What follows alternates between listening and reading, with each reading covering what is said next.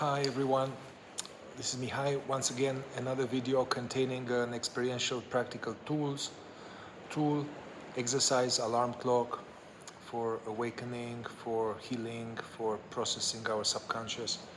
Still at the level of dealing with the mind, the monkey mind. The last video I did contained very important exercise. I want to touch more on that, about the gap, noticing the gap or the space between thoughts or the background, um, and noticing the tendency of the mind to throw us baits, think of this, think of that, and our consciousness in its natural state of being asleep, so to say, we are kind of taking the baits right away, and we are falling asleep with each thought, believing the thought is me, believing I am the so-called thinker, and being taken for a spin ongoingly. I keep talking about this. It's on you to verify this more and more for yourself and diminish the state of being lost like that. So coming back to this exercise, um, this appears in different forms in many traditions, like let's say even in early Christian mysticism, Desert Fathers, they talk about watchfulness, the watchfulness and the sobriety of the mind, guarding the heart from so-called evil thoughts. But this is a symbolical talk. There's no evil thoughts. It's more like basically being identified with the mind that is so-called evil, meaning it's an esoteric way of saying being unconscious, being asleep. So in the early Christianity, they talk about this watchfulness and catching. Said, watch ye, do not sleep, be watchful and notice the thieves and robbers, the whisperer trying to catch and steal the grapes. And the direction was to be alert and to notice these thieves and robbers as soon as they rise, or as soon as they enter the house, but before they take dwelling into the heart.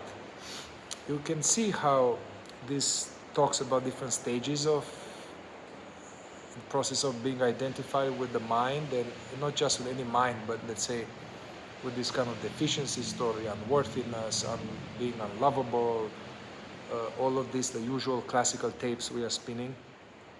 So basically, ideally, we can catch it as soon as it arises, before it develops into a story, before it veils us.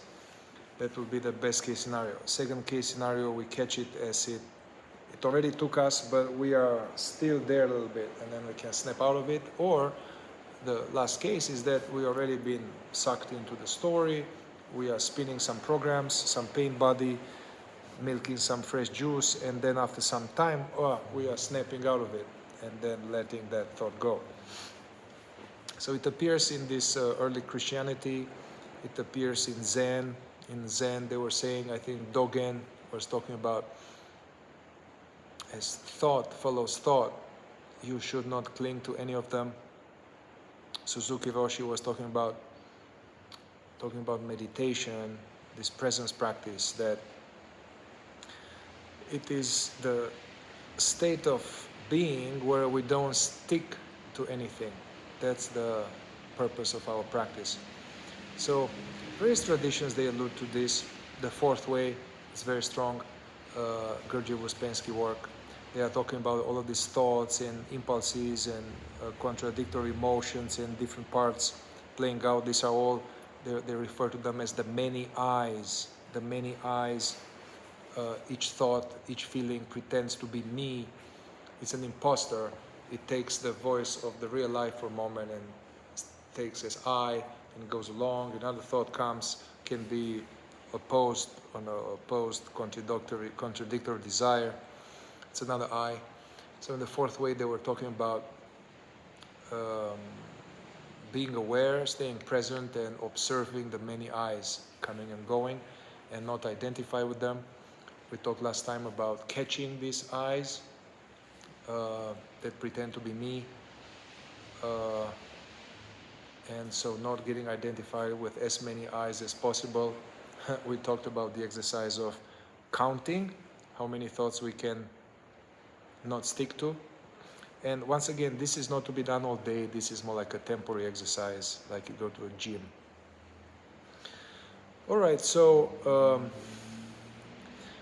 once I was going to one of my teachers, Francis Lucille, and I was asking him about these practices of trying to notice the mind as it arises, catch the first thought before it develops into a story, and he actually was very helpful. He said, "Yeah, that's a good practice. That's interesting, but why don't you try to do the opposite practice?"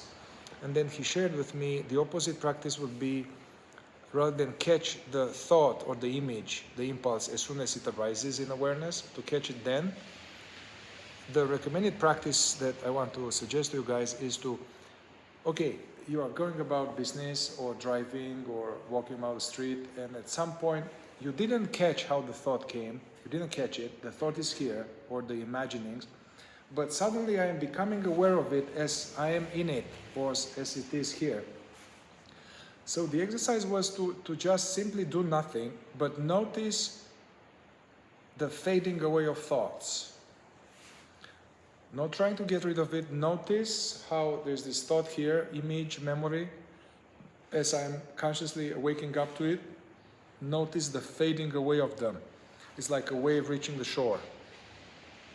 So he asked me to try this, try for a moment, instead of trying to catch the thought as it arises, try to catch the thought as they leave you, and then notice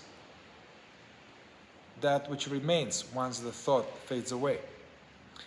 So that's where I got introduced to this, it's called the yoga of the background, or the yoga of the gap. And to my surprise, actually it's very hard to catch the thought as it arises. It's very subtle, and we kind of catching it, it's very hard. And I wasn't very successful with it. And I was making a lot of effort with it, which created unnecessary tension. But to my surprise, I noticed that try to do the opposite, to notice thoughts is already here and do nothing about it, notice how it fades away, that was much easier. It was almost like effortlessly. I will just catch how I was thinking about something, and then. But what was most important thing, which I realized, that why he was pointing me to this exercise, was that I am becoming aware of the disappearing of thought, and as the thought disappears, then I remain in the gap. I, meaning there's just this presence, which was here all along. The presence, the space, was that in which the thought came. The space was here when the thought was moving. The thought left. And there's obviously something here. Although it is not visible, we can't put the finger on it. It is this space of presence, or background of presence. So that's a very powerful exercise, and because it's not just about mindful of thoughts, it's not just about not identifying, it is actually an actual portal towards having a glimpse, whether we are aware it or not, a glimpse of our true nature. That which is not a thought. The true nature is that, which doesn't come and go, that which is aware of feelings but is not a feeling. It's the true nature that really is hearing these words right now. We just believe it is the body. So basically, as the thought fades, then I remain. I don't fade. There is this sense of isness. I'm using a lot of words to point to something which is beyond words, but it's necessary. So I'm staying there consciously. There is consciousness there. And then mysteriously, then I would stay in it, linger in this non-conceptual just sense of being. And then actually mysteriously, I would now catch the next thought, which arose. So I would shoot two birds with one bullet, as they say. So catching the disappearance of the thought, I notice how it fades back into the background. I rest as the background, and I may catch the next thought arising. I let it fall off. And this is the actual practice of surrendering as soon as it arises and resting in the space. So one thing that is important about all of these practices, any exercise we do, spiritual exercise, consciousness exercise, to have a clear understanding why we do it. The more we have a clear understanding why we do it, the more benefit get from the practice. So it's not a mechanical, faith-based, it's coming from intelligence.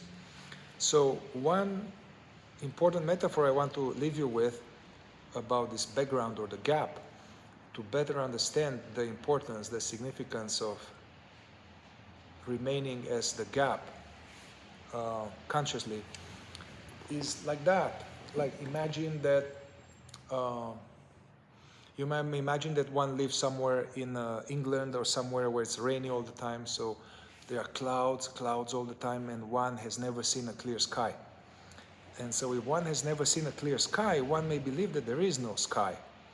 And then let's say one day there is a sunny day, one sees a patch of blue between the clouds, and one may think that, oh wow, that's a nice cloud. This is a nice light blue cloud. But no, that was the background of the sky, right? We are not aware of what that is because the sky is so covered. Okay, continuing this metaphor, imagine as a corridor or a big space with a nice wood floor that is covered with Persian rugs. Yeah, Persian rugs all over. And some places there are gaps and there's no Persian rug, it's the floor. So the same thing. The floor is the background in which the rugs were happening. The sky is the background in which the clouds and the birds are happening. But the clouds and the sky, the rugs and the floor, are not at the same level of reality. So, in the same way, the thoughts, the feelings, the images are like clouds or birds. And this aware space is the background in which they appeared onto, they pass through, and then they fade back into the background. The background it's another way to call it our true self. It's the most subtlest of all subtle things. And so this exercise is deceptively simple, yet slightly tricky, which can reveal to us the wordless presence, which is here all along. When we wake up in the morning, before we have thoughts about what I'm going to do, there's this background of presence. And all of these exercises that I shared so far, now dealing with the mind, all of these exercises have the purpose of diminishing the veils and the falling asleep with the veils of thought. And as the thought get less busy, or there's space between thought, that space was there all along. That space between thought is consciousness from one angle.